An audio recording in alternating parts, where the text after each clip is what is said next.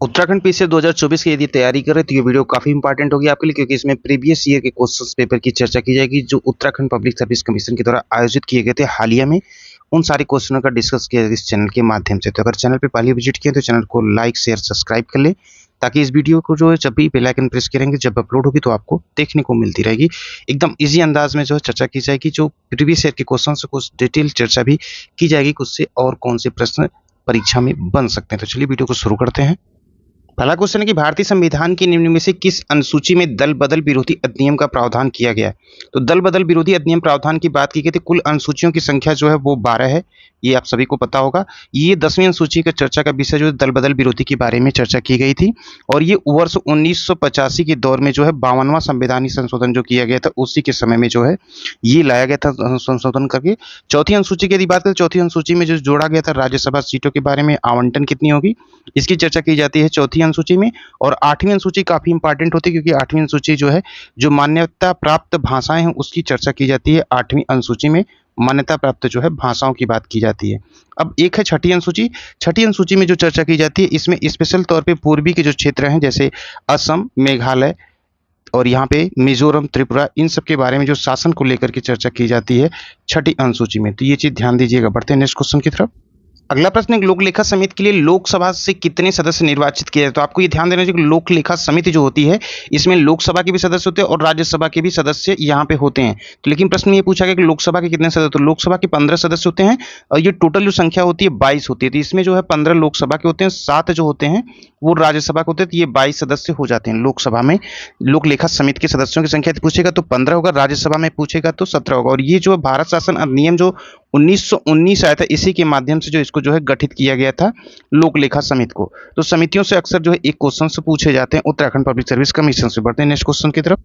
और ये अगला है कि कांग्रेस द्वारा भारत की पूर्ण स्वतंत्रता के लक्ष्य की घोषणा किस अधिवेशन में की गई। तो पूर्ण स्वतंत्रता की घोषणा जो की गई थी वो लाहौर अधिवेशन में किया गया था 1929 में। इसकी अध्यक्षता किसने की थी, तो नेहरू जी के द्वारा जो इसकी अध्यक्षता की गई थी लाहौर अधिवेशन को। और इसी दिन जो 26 जनवरी 1930 को जो है यहाँ मनाया जाता है जो राष्ट्र की स्वतंत्रता दिवस मनाए जाने की घोषणा भी की गई थी 26 जनवरी जो है 1930 को। तो भी इंपॉर्टेंट, इस चीज का ध्यान दीजिए। बाकी कोलकाता अधिवेशन 1928 में, इलाहाबाद अधिवेशन 1930 में, ये अधिवेशन काफी 7-8 हुए थे। कोलकाता अधिवेशन इंपॉर्टेंट तौर पे जो है देखा जाए तो 7-8 इसके हुए थे। इलाहाबाद अधिवेशन जो है 2 हुआ था, इंपॉर्टेंट ये है। और बाकी लाहौर अधिवेशन के बारे में 1929 में जो है नेहरू जी की अध्यक्षता में किया गया था। अगला क्वेश्चन है कि भारत की संविधान सभा और राष्ट्रगान जनगण मन का हिंदी प्रारूप कब अपनाया गया था। तो हिंदी प्रारूप यहाँ पूछा जा रहा है, क्योंकि रविन्द्रनाथ टैगोर के द्वारा जो राष्ट्र का जनगण मन लिखा गया है सबसे पहले जो था ये बांग्ला में था, बाद में इसका जो अंग्रेजी में इन्होंने अनुवाद किया था। तो ये ईयर पूछा जा रहा है कि इस वर्ष हुआ था 24 जनवरी 1950 को जो है ये अपनाया गया था। और जो कलकत्ता अधिवेशन हुआ था जो कि ऊपर चर्चा किए थे वो 27 दिसंबर जो है 1911 को जो भारतीय राष्ट्रीय कांग्रेस का कलकत्ता अधिवेशन हुआ था उसमें जो है सबसे पहले जो है ये भारत का राष्ट्रगान जनगण मन जो है गाया गया था। तो आपसे यहाँ पे 3 क्वेश्चन बन सकते हैं किसके द्वारा, तो ये रविन्द्रनाथ टैगोर था। पहले किस भाषा में था, तो ये बांग्ला में था। अंग्रेजी अनुवाद किसने किया, तो ये भी रविन्द्रनाथ टैगोर के द्वारा ही इसका अंग्रेजी अनुवाद किया गया था। 24 जनवरी 1950 को जो है ये अपनाया गया था। बढ़ते हैं नेक्स्ट क्वेश्चन की तरफ। अगला क्वेश्चन पूछा जाएगा, निम्नलिखित में से कौन भारत के मानवाधिकार आयोग के प्रथम अध्यक्ष थे। तो प्रथम अध्यक्ष जो थे वो न्यायमूर्ति रंगनाथ मिश्रा थे। इसके वर्तमान में यदि पूछा जाएगा तो अरुण कुमार जो है मिश्रा जो है इसके वर्तमान में जो है अध्यक्ष हैं, ये चीज याद रखिएगा। और इसकी स्थापना यदि पूछा जाएगा मानवाधिकार की तो इसकी स्थापना जो होती है 12 अक्टूबर 1993 को जो है इसकी स्थापना की जाती है। इतने क्वेश्चन इससे बन सकते हैं। और इसमें एक चीज और जान लीजिए कि मानवाधिकार के अध्यक्ष के तौर पे कौन होते हैं, तो उच्चतम न्यायालय के मुख्य न्यायाधीश हो सकते हैं। साथ ही साथ जो उच्चतम न्यायालय के अन्य न्यायाधीश भी जो है नियुक्त किए जा सकते हैं मानवाधिकार के आयोग के अध्यक्ष के तौर पे। तो यहाँ प्रश्न पूछा गया था प्रथम अध्यक्ष कौन थे, तो न्यायमूर्ति रंगनाथ मिश्रा थे। बढ़ते नेक्स्ट क्वेश्चन की तरफ। अगला क्वेश्चन है कि नौसृजी जो केंद्र शासित प्रदेश जम्मू कश्मीर का प्रथम उपराज्यपाल निम्न में से कौन से, तो प्रथम उपराज्यपाल बताना। तो प्रथम उपराज्यपाल थे गिरीश चंद्र मुर्मू थे। वर्तमान में जो है वो मनोज सिन्हा है। ये जो थे 2020 तक थे गिरीश चंद्र मुर्मू। उसके बाद वर्तमान में यदि पूछा जाएगा तो इसके बाद मनोज सिन्हा को बना दिया गया था जम्मू कश्मीर के उपराज्यपाल के तौर पर। नेक्स्ट क्वेश्चन देख। अगला है कि वायु संरक्षण एवं प्रदूषण नियंत्रण अधिनियम किस वर्ष बना था, तो ये बना था वर्ष 1981 में। लेकिन एक चीज यहाँ पे और ध्यान दीजिए, वर्ष 1987 में क्या हुआ था, इसमें जो है ध्वनि प्रदूषण को भी जो है ऐड कर दिया गया था। तो ये भी चीज याद रखिएगा, ध्वनि प्रदूषण जब ऐड किया गया था वर्ष 1987 में, ये भी प्रश्न जो है पूछा जा सकता है। अगला प्रश्न है कि केंद्रीय सूचना आयोग की स्थापना किस वर्ष हुई थी? तो केंद्रीय सूचना आयोग की स्थापना वर्ष 2005 में की गई थी। अगर एग्जैक्ट डेट पूछेगा तो 12 अक्टूबर 2005 को किया गया था इसकी स्थापना। और इसमें सूचना आयुक्त जो रखे जाते हैं उनकी उम्र के बारे में अक्सर पूछा जाता है। 5 वर्ष कार्यकाल होना चाहिए और 65 वर्ष की जो है उम्र होनी चाहिए, ये होनी चाहिए। और इसकी नियुक्ति जो की जाती है इनकी, ये राष्ट्रपति के द्वारा की जाती है, ये भी चीज़ याद रखिएगा। और ये प्रधानमंत्री, लोकसभा में विपक्ष के नेता, ये कैबिनेट मंत्री भी जो इसमें शामिल होते थे। तो जो केंद्रीय सूचना आयोग की स्थापना जो की जाती थी, इसमें इतने लोगों को शामिल किया जाता है। अगला है कि निम्नलिखित तिथि में से किस दिन भारत में नागरिक सेवाएं दिवस मनाया जाता है? नागरिक सेवा दिवस जो मनाया जाता है वो मनाया जाता है 21 अप्रैल को मनाया जाता है। और ये 2006 में जो है मनाया गया था। वर्ष 1947 में जो स्वतंत्र भारत के पहले गृह मंत्री थे सरदार वल्लभ भाई पटेल जो थे, तो ये मेटकाफ हाउस जो था वहाँ पे प्रोबेशनरी अधिकारी के तौर पर पहली बार जो संबोधित की थी। इतिहास के तौर पर इतना यहाँ पे जानकारी जरूरी। बाकी 21 अप्रैल को मनाया जाता है नागरिक सेवाएं दिवस जो है। अगला क्वेश्चन कि भारत द्वारा पहले प्रयोग नहीं प्रमुख नाभ की नीति अपनाते समय भारत के प्रधानमंत्री कौन थे? तो उस समय प्रधानमंत्री अटल बिहारी वाजपेयी जी थे। तो भारत के पहले प्रयोग न करने की नीति को जो है अगुवाई किए थे प्रधानमंत्री अटल बिहारी वाजपेयी जी। 1998 का दौर था और राजस्थान के पोखरण में जो है परमाणु परीक्षण के पश्चात जो है स्वयं परमाणु संपन्न राष्ट्र बन गया था भारत। तो 1999 का जो पीरियड था, परमाणु नीति को लेकर ड्राफ्ट प्रस्तुत किया गया था कैबिनेट के द्वारा जो है। तो कैबिनेट नीति में जो है ये चीज स्पष्ट कर दिया गया था कि प्रमुख नाभिकीय नीति अपनाते समय भारत के प्रधानमंत्री पहले प्रयोग नहीं, तो अटल बिहारी वाजपेयी जी थे। अगला इंपॉर्टेंट क्वेश्चन है कि राज्य विधान परिषद के सदस्य का कार्यकाल कितना होता है? तो ये कार्यकाल में थोड़ा सा अंतर होता है। इनका कार्यकाल 6 वर्ष का होता है, बाकी लोकसभा का 5 वर्ष होता है, विधानसभा का 5 वर्ष कार्यकाल होता है। तो इस चीज के लिए यहाँ पे क्वेश्चन फंसाने के लिए दिया गया था, 6 वर्ष होता है कार्यकाल। विधान परिषद जो होती है ये अस्थायी सदन नहीं, ये भी चीज यहाँ पे ध्यान दीजिएगा। क्वेश्चन कभी कभी पूछा जाता है कि विधान परिषद अस्थायी सदन है कि अस्थायी सदन नहीं है। तो ये अस्थायी सदन है, इसको कभी भंग नहीं किया जा सकता। जैसे लोकसभा के साथ राज्यसभा, वैसे विधानसभा के साथ विधान परिषद जो है होती है, कुछ स्टेट में होती हैं। और 6 वर्ष जो होता है इसका कार्यकाल होता है विधान परिषद के सदस्यों का। और विधान परिषद को कभी भंग नहीं किया जाता। जो 6 जगह है मुख्य तौर पर जान लीजिए, उत्तर प्रदेश में है, उत्तर प्रदेश के बाद जो है पड़ोसी राज्य जो है बिहार में भी है, उसके बाद जो ये महाराष्ट्र यानी मुंबई में भी है, उसके बाद ये आंध्र प्रदेश में है, कर्नाटका में है, उसके बाद तेलंगाना में है। अभी हाल ही में जो पश्चिम बंगाल से भी समझौती की गई विधान परिषद के लिए, तो अभी वो ऐड नहीं, अभी फिलहाल ये जानिए कि 6 राज्यों में जो है वर्तमान में विधान परिषद जो है वो कार्यरत है। बढ़ते नेक्स्ट क्वेश्चन की तरफ। अगला है कि निम्नांकित में से कौन सा संवैधानिक संशोधन भारत में पिछड़ी जातियों के लिए राष्ट्रीय आयोग के गठन से संबंधित है? तो ये संवैधानिक संशोधन यहाँ पूछा जा रहा है। तो ये 102वां संवैधानिक संशोधन हुआ था। इसके तहत जो 2 अनुच्छेद जो है जोड़े गए थे, इसकी चर्चा कर लेते। अनुच्छेद 1 जोड़ा गया था जो 338 बी जोड़ा गया था, और एक अनुच्छेद जो था वो 342 ए जोड़ा गया था। ये काफी इंपॉर्टेंट है। तो अगर ये मान लीजिए नहीं पूछेगा संशोधन तो ये आर्टिकल याद रखिएगा। और ये 2018 में जो है संशोधन जो किया गया था 2018 में किया गया था। 1993 का जो पीरियड था, 1993 में जो है संसद में एक अधिनियम द्वारा जो है ये प्रस्ताव जो स्थापित किया गया था, जिसमें शैक्षिक रूप से पिछड़े वर्गों के लिए जो है निर्दिष्ट करने के लिए राष्ट्रपति को जो राइट दिया गया था। तो 102वां संवैधानिक संशोधन के तहत पिछड़ी जातियों को राष्ट्रीय आयोग के गठन संबंधी अधिकार दिए गए थे। बढ़ते हैं नेक्स्ट क्वेश्चन की तरफ। यहाँ पे पूछा जा रहा है भारत में सार्क शिखर सम्मेलन सर्वप्रथम किस वर्ष आयोजित किया गया था भारत में? तो भारत में सबसे पहले जो आयोजित किया गया तो वर्ष 1986 में जो है आयोजित किया गया। सार्क को एक नाम और जानते हैं, तो ये भी नाम याद रखिएगा, दक्षेस नाम से भी जो है कभी कभी परीक्षाओं में दे दिया जाता है। तो ये जो पहला हुआ था बेंगलोर कर्नाटका में हुआ था, जो 1986 में हुआ था। अगर इसके सदस्यों की बात कर ले तो सार्क के जो सदस्यों की संख्या है कुल 8 सदस्य। इंपॉर्टेंट तौर पर एक जान लीजिए, अफगानिस्तान जो है इसको शामिल किया गया था 2005 में।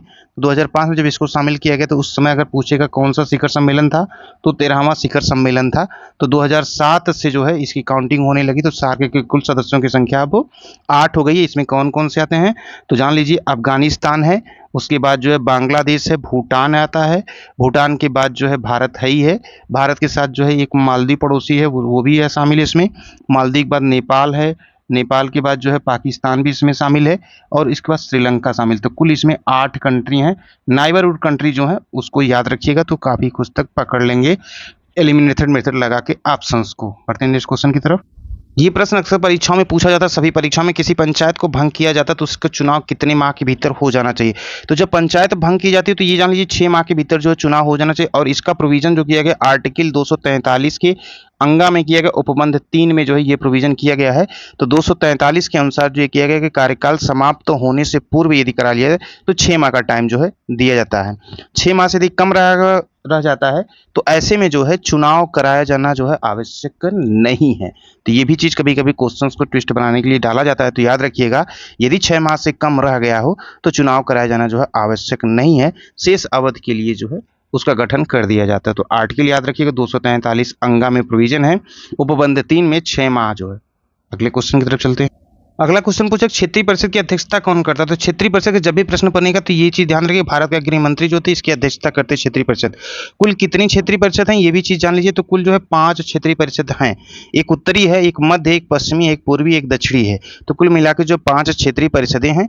और जो पूर्वोत्तर परिषद अधिनियम जो 1971 द्वारा जो है फिर ये 1972 में अस्तित्व में आ गया था। तो इस प्रकार से जो है अगर क्षेत्रीय परिषद की अध्यक्षता की बात हो भारत के गृह मंत्री के द्वारा जो है किया जाता है। अक्सर जो समाचार पत्रों में देखते हैं गृह मंत्री अध्यक्षता कर रहे हैं, तो क्षेत्रीय परिषदें जो है उसकी अध्यक्षता जो है गृह मंत्री के द्वारा किया जाता है। ये भी प्रश्न कई बार परीक्षाओं में पूछा गया, संपत्ति का अधिकार निम्न से किस श्रेणी के अंतर्गत आता है। संपत्ति का अधिकार जो होता है ये कानूनी अधिकार के अंतर्गत आता है। 44वां जो संवैधानिक संशोधन हुआ था ये चीज को ध्यान रखिएगा, वर्ष 1978 में जब किया गया था। तो आर्टिकल 300 क के तहत जो है ये प्रोविजन किया गया। और आर्टिकल 31 ये सब याद रखिएगा, आर्टिकल 31 के और आर्टिकल अनुच्छेद 19 च में जो है निर्देशित किया गया था। तो अब जो है कुल 7 मौलिक अधिकार है। मौलिक अधिकार तो 7 मौलिक अधिकार जो है ये 44वां संवैधानिक संशोधन 1978 के द्वारा जो है संपत्ति के अधिकार को जो यहाँ पे समाप्त कर दिया गया था। पहले मौलिक अधिकार के अंतर्गत आता था, अब जो है कुल 6 मौलिक अधिकार जो है मूल अधिकार प्राप्त हैं। ये चीज काफी इंपॉर्टेंट, इसको याद रखिएगा। बढ़ते हैं नेक्स्ट क्वेश्चन की तरफ। अगला एक अंतर्राष्ट्रीय श्रम संगठन की स्थापना किस वर्ष की गई। ऐसे ही प्रश्न उत्तराखंड पब्लिक सर्विस कमीशन के द्वारा पूछे जाते हैं। तो फैक्ट इसलिए जो है लूसियन की लास्ट वाले विविध वाले मिसलेनियस पार्ट को जरूर पढ़िएगा। तो 1919 में जो है अंतर्राष्ट्रीय श्रम संगठन की जो है स्थापना की गई थी और इसका लक्ष्य यही था कि जो श्रमिक वर्ग हैं उनके आवास संबंधी अधिकारों को लेकर के सुधार करने की बात की गई थी। अगर इसका मुख्यालय पूछेगा तो मुख्यालय याद रखिएगा, इसका मुख्यालय जिनेवा में है। और ये जिनेवा कहाँ पड़ता है, स्विट्जरलैंड में। तो स्विट्जरलैंड में जो है इसका मुख्यालय स्थित है। किसका, ILO के इंटरनेशनल लेबर ऑर्गेनाइजेशन। तो इसका मुख्यालय पूछ सकता है। और इसकी स्थापना कब हुई थी, तो अगर ये तो नहीं पूछता है लेकिन याद रखिएगा 1969 में किया गया था। बढ़ते नेक्स्ट क्वेश्चन। अगला important question, chief of defence तीनों सेनाओं की सेवाओं के विषय में किसके सैन्य सलाहकार। तो यही लोग कंफ्यूज हो जाते हैं, राष्ट्रपति के साथ चले जाते हैं, इसलिए वो गलत हो जाता है। यहाँ पे भारत के रक्षा मंत्री जो होंगे ये ऑप्शन जो है सही होगा, रक्षा मंत्री। क्योंकि 2019 के पीरियड में CDS का बनाया गया था अलग से। CDS जो पहले नियुक्त हुए थे जो उस समय जो है अनिल चौहान जो वर्तमान में है, ये चीज याद रखिएगा क्योंकि अनिल चौहान पूछा जा सकता है वर्तमान में जो है CDS प्रमुख कौन है, चीफ ऑफ डिफेंस पूछा जाता है। तो तीनों सेनाओं के जो होते हैं ये रक्षा मंत्री को रिपोर्ट करते हैं। पहले जो थे तो पहले बिपिन रावत थे, लेकिन हेलीकॉप्टर दुर्घटना में इनकी मृत्यु हो जाने के बाद जो वर्तमान में अनिल चौहान जो है वो चीफ ऑफ डिफेंस हैं। तो आप देख रहे हो उत्तराखंड पब्लिक सर्विस कमीशन के द्वारा प्रीवियस ईयर में जो क्वेश्चन पूछे, कुछ इंपॉर्टेंट क्वेश्चन इस प्रकार की वीडियो आपको मिलती रहेगी। पर डे की वीडियो देखने के लिए चैनल को सब्सक्राइब करें, साथ ही साथ बेल आइकन को जरूर प्रेस करें ताकि जब भी वीडियो अपलोड हो तो उसका नोटिफिकेशन देखने को मिले। हर सब्जेक्ट की जो है प्रीवियस ईयर के सारे क्वेश्चन जो करा दिए जाएंगे समय रहते, यानी कि इसी माह में कंप्लीट करने की पूरी कोशिश। जितना जल्दी आप लोग वीडियो देख के जो रिस्पांस करेंगे उतना जल्दी कवर भी करवा दीजिएगा और इसी माह में कंप्लीट करा दिया जाएगा। उत्तराखंड के जितने भी परीक्षाओं में पूछे गए प्रीवियस ईयर के क्वेश्चन सारे, साथ ही साथ स्पेशल उत्तराखंड क्योंकि 1/3 आएगा, 50 क्वेश्चन उत्तराखंड से ही सिर्फ पूछे जाएंगे, इसलिए उसके भी सीरीज जल्द ही जो है चैनल पर शुरू हो जाएगी। नैनीताल के बारे में वीडियो आ चुकी, बाकी 13 डिस्ट्रिक्ट के बारे में एक एक करके वीडियो पूरी डिटेल के साथ जो है बताई जाएगी। करंट के विंसर पब्लिकेशन की पूरी करंट का भी डिस्कस किया जाएगा इस चैनल के माध्यम से, इसलिए चैनल को सब्सक्राइब किए रहेंगे तो ठीक रहेगा और आपके लिए जो तैयारी आसान हो जाएगी। मिलते हैं अगली वीडियो के साथ।